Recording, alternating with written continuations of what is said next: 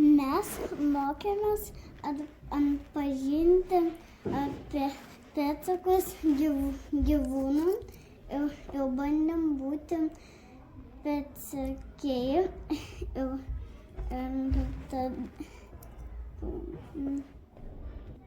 Ir sužinojom apie visokių gyvūnų pėdsakus ir sužinojom apie juos.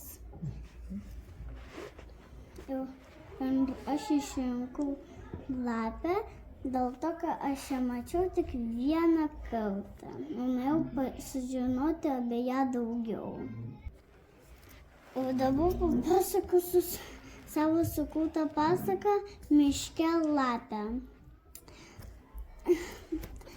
Namelyje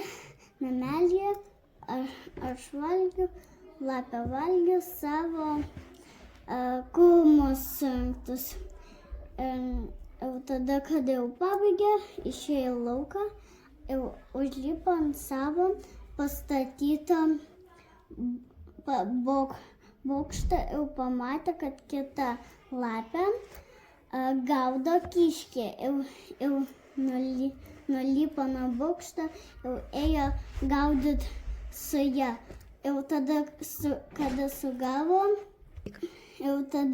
sugavo, įnešė į namus ir pradėjo ją valgyti. Ir kada jau nustojo, tada jau kada pabaigė, išėjo į lauką ir susipažino ir buvo draugai. Ir užlipo vėl ant bokšto ir žiūrėjo visą kitą, kas vyksta.